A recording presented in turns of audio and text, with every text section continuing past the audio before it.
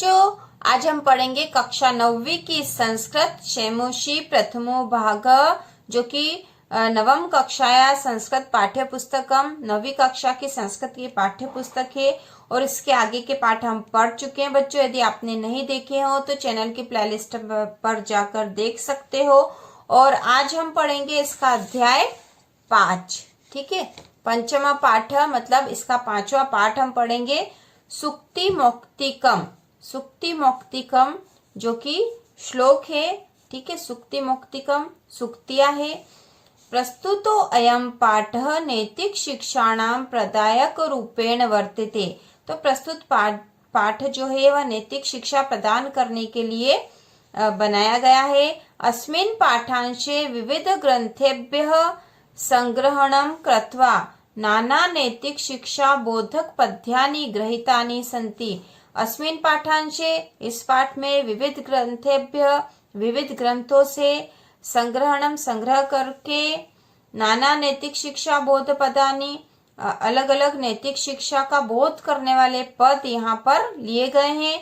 अत्र सदाचरणस्य महिमा, इसमें सदाचरण की महिमा मतलब सदाचरण की शिक्षा, प्रियवाण्याः आवश्यकता, प्रियवाणी या मधुर वाणी की आवश्यकता, परोपकारिणाम स्वभाव परोपकारी स्वभाव, गुणार्जन से प्रेरणा गुणीजनों की प्रेरणा, मित्रतायाः स्वरूपम मित्रता का स्वरूप, श्रेष्ठ संगत है प्रशंसा श्रेष्ठ संगति की प्रशंसा, तथा च सतसंगते प्रभाव सतसंगति का प्रभाव, इत्यादिनाम इत्यादि विषयाणाम विषयों को निरूपणम अस्ति निरूपित किया गया है।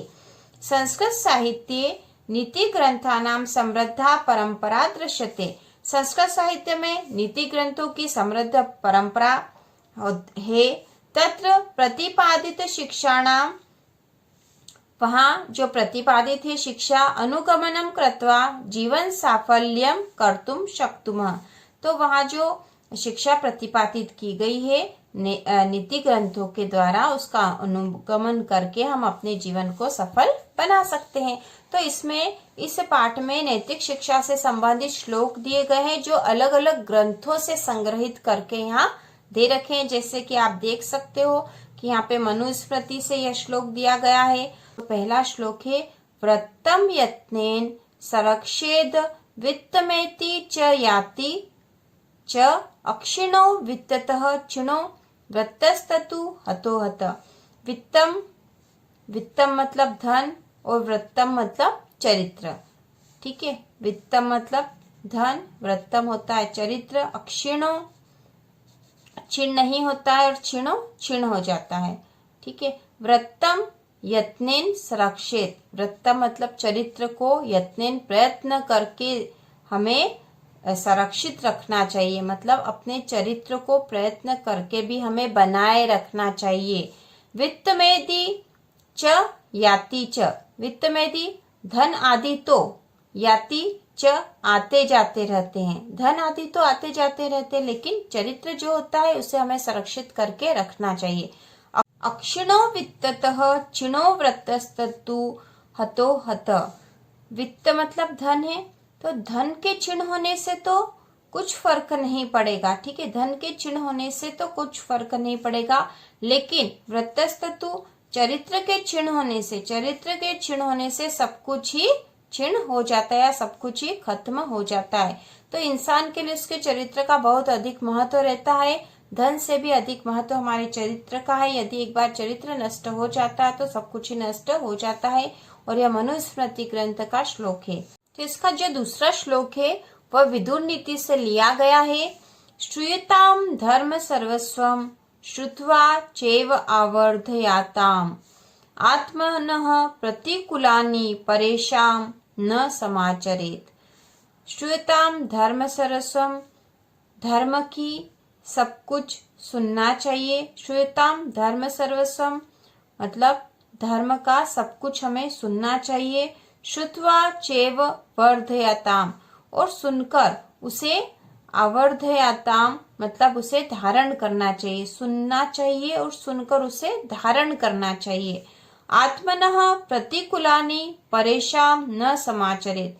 तो सबसे पहले तो हमें धर्म का सब कुछ सुनना चाहिए, सुनकर उसे धारण करना चाहिए, और धारण करने पर आप क्या पाओगे, आत्मनः प्रतिकूलानि, आत्मना मतलब स्वयं के प्रति, जो प्रतिकूलानि प्रतिकूल है या जो अनुकूल नहीं है, स्वयं के लिए जो अनुकूल नहीं है, परेशान न समाचरित, उस प्रकार का आचरण दूसरों के साथ भी नहीं करना चाहिए। ठीक है, स्वयं के लिए जो अनुकूल नहीं है वैसा आचरण हमें दूसरों के लिए भी नहीं करना चाहिए। तो यहाँ पर ये बताया गया है कि धर्म का सब कुछ सुनकर फिर उसे धारण करना चाहिए, और धर्म हमें यह कहता है कि हमारे लिए जो अनुकूल नहीं है, ठीक है, जो हमारे लिए प्रतिकूल है, जो हमें प्रतिकूल लगता है, वैसा आचरण हमें दूसरों के साथ भी नहीं करना चाहिए। तो ये विदुर नीति से लिया गया है। अब तीसरा जो श्लोक है चाणक्य नीति से लिया गया है बच्चों। प्रिय वाक्य प्रदानेन सर्वे तुष्यन्ति जन्तवः तस्मात् तथैव वक्तव्यम वचने का दरिद्रता। तो इसका अर्थ होगा प्रिय वाक्य प्रदानेन सर्वे तुष्यन्ति जन्तवः।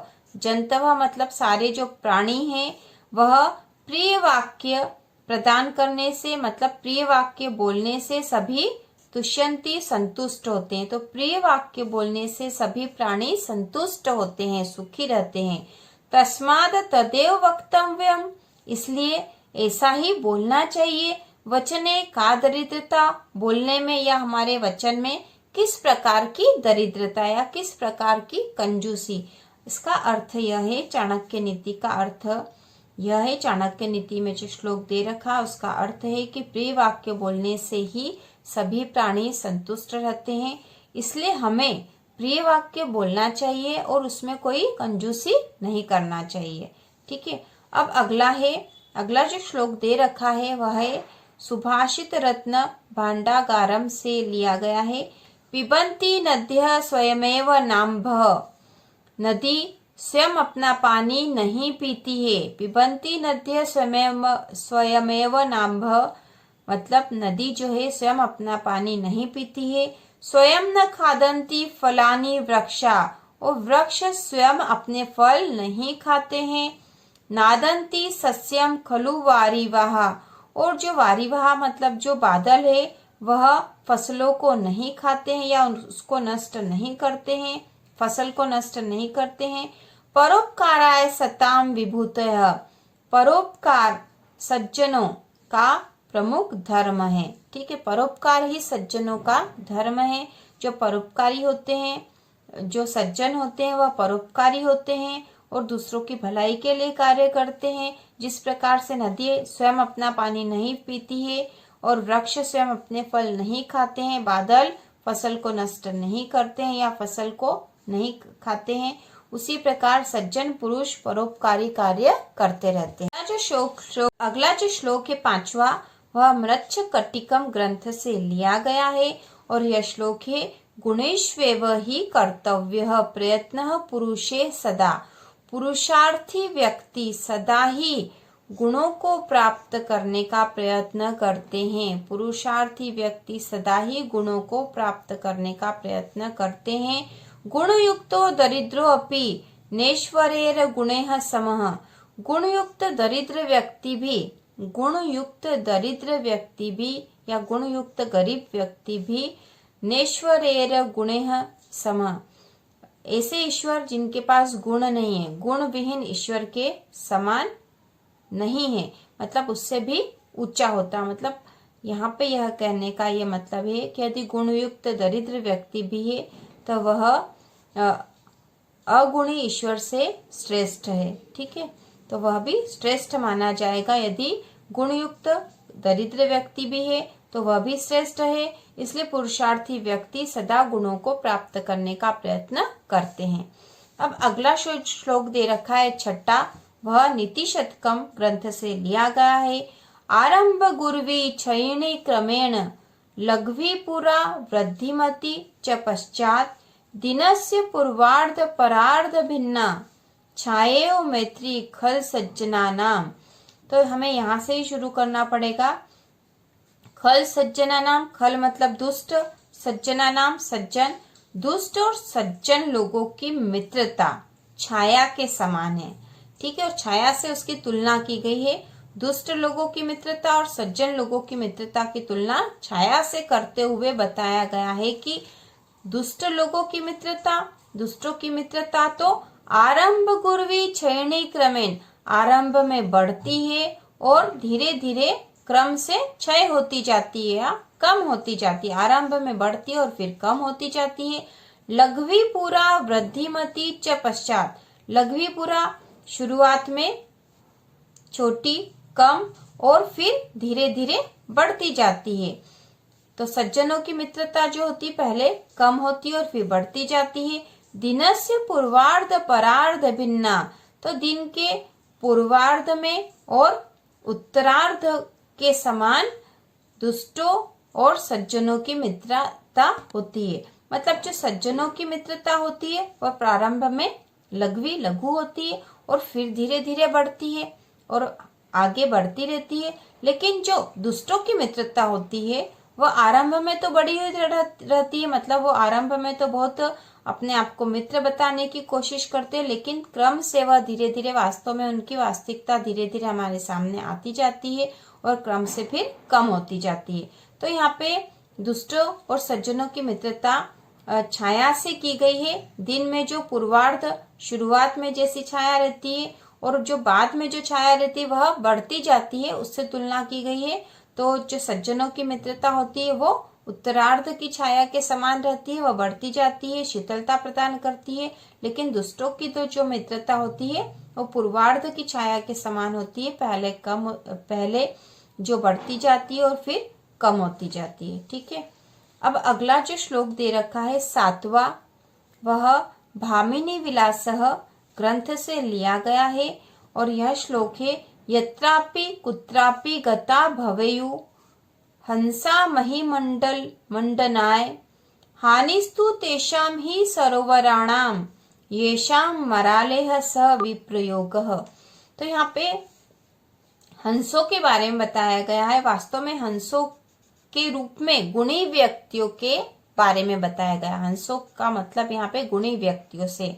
यत्रापि कुत्रापि गता भवेयु, यत्रापि कहीं पर भी, यहाँ पर या वहां पर कहीं पर भी जाए, हंसों की महिमा हमेशा रहती है। ठीक है, हंसों की महिमा, हंसों के गुण हमेशा ही रहते हैं, भले ही वो कहीं पर भी जाए या फिर सज्जन व्यक्ति, गुणी व्यक्ति कहीं भी जाए, वो अपने साथ अपने गुण हमेशा रखता है। हानिस्तु तेषां ही सरोवराणाम, हानि तो उस सरोवर की है। येषां मरालेह स विप्रयोगः, जिसका मराल के साथ या हंस के साथ वियोग हो जाता है। मतलब जिस सरोवर को छोड़कर हंस गए हैं वास्तव में उसी की हानि है, हंसों की कोई हानि नहीं होगी, क्योंकि वह तो गुणी है, उसके अंदर गुण है, वो अपने गुण से कहीं पे भी जाए उसकी महिमा हमेशा ही रहेगी।